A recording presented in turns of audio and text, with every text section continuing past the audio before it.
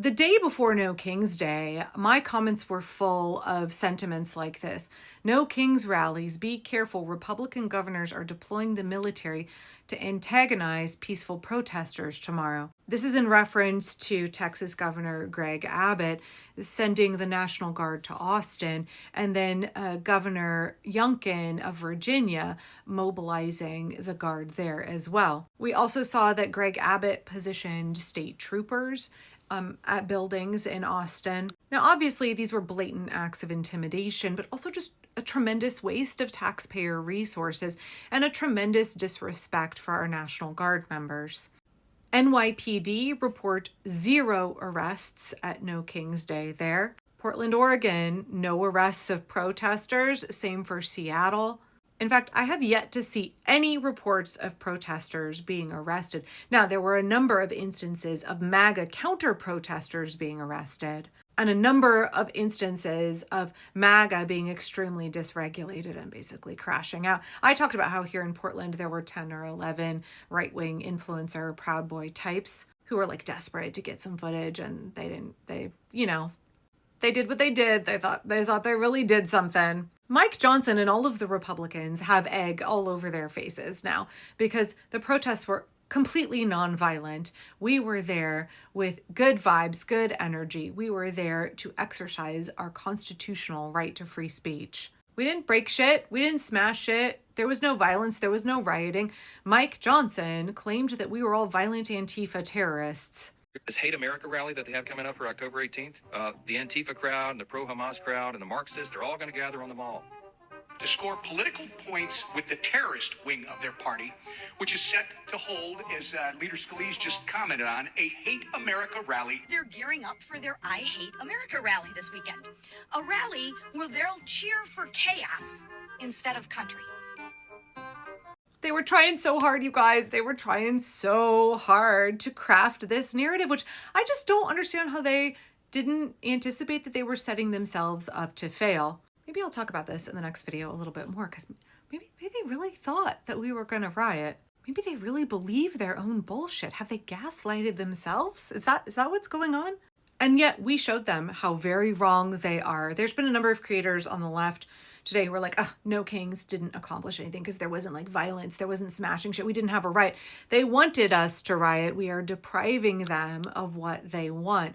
It's a win when they are desperate for us to behave in a certain way, and we will not give them the thing that they want. The fact that we chose joyful nonviolence at a time when the regime is trying to paint us as violent Antifa terrorists. If you're on the left and you don't see what a strategic win tactical nonviolence is, I would really encourage you to think about what it is that you're trying to accomplish, what your goals actually are. Why is it that you're so earnest for us to commit violence? What is that motivation? Where's that coming from within you?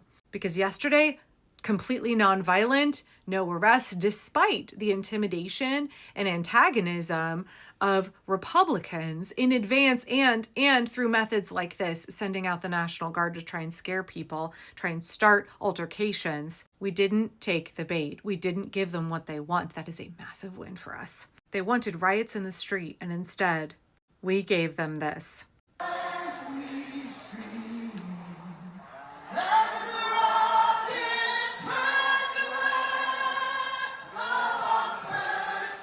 We deprived them of a win. We took control of the narrative.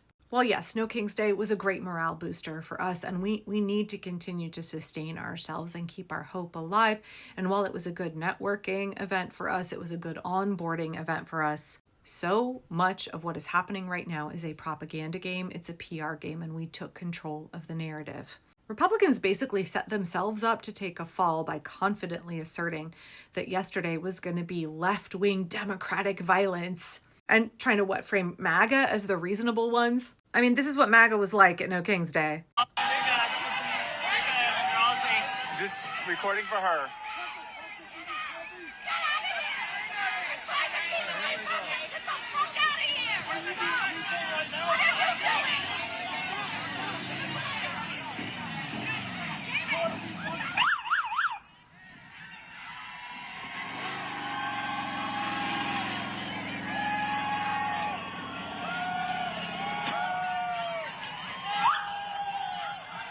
Have a better day. Have a better day. MAGA were the ones boiling over. MAGA were the ones who were emotionally dysregulated and trying to start shit. It's only been MAGA that has been arrested for violence at No King's Day. No arrests from any No King's Day protesters for any kind of rioting, breaking shit, violent actions, whatever it is that Mike Johnson and the Republicans tried to paint us as. We showed them that we are the opposite. We showed the entire world that they are full of lies, that we are regular, everyday Americans, that decent, ordinary people are standing up against Trump and have had enough. Our movement is not radical. I know that a lot of people on the left, they really want it to be radical. If you want to build a massive resistance movement that's going to be effective, you have to have the public opinion on your side.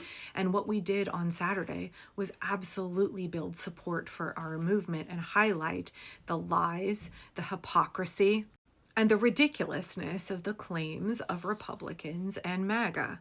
It was a huge, huge tactical win for us. I know, it's not edgy enough for a lot of other leftists who are trying to paint it again as this kind of like, what was it that one guy said? It was just some stroll with your latte. Yeah, you don't fucking understand what yesterday was about. All of that is to say that these efforts from Republicans, from Greg Abbott and what's his name, Youngkin, and Donald Trump and everybody else, all of their attempts to intimidate us into staying home did not work. All of their attempts to stoke political violence didn't work. In Portland, Oregon, a city that right-wing provocateurs and MAGA influencers love to target, there were, again, like 10 or 11 Proud Boys, and they did fuck all. The Republicans wanted violence in the streets, and they didn't get what they wanted. They lost control of the narrative, and now they look very, very silly. And they look like a bunch of fucking liars, because they are a bunch of fucking liars. Mike Johnson is a fucking liar. And he's not very good at it. He's not sophisticated. His tactics are embarrassing. He set himself up to lose. I'm so proud of all of us. We did a wonderful job. We accomplished everything we set out to do yesterday. And we will not be intimidated. I think this is one of the big lessons of this, is that people had a lot of fears. In anticipation of all of these events, people allow the propaganda of the regime to kind of chew on them a little bit, and right, to kind of get them spiraled up a little bit anxious and in their heads. And that's the design of it, right? Like, that propaganda is supposed to freak you out. Actions like this are supposed to freak you out and make you comply in advance. And what we saw is that none of us were willing to do that. None of us were willing to cower in our homes. We were redoubling our efforts to get out there. Like, oh, we understand that there might actually be real risk here. Okay, fine, we're still going. You know, I talk a lot about how Trump tries to move the needle on what's normal, and he tries to get you to give up your rights, right? By trampling on those rights and then seeing if you push back. He's trying to move the needle on what's normal. I really think a different kind of needle got moved over the weekend, which is the needle where our threshold of intimidation is.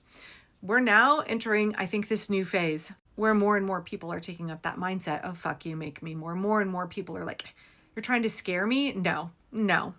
People are willing to take bigger risks. People are willing to look at the bluster, the threats of the regime, and say, I have far more to lose by not standing up.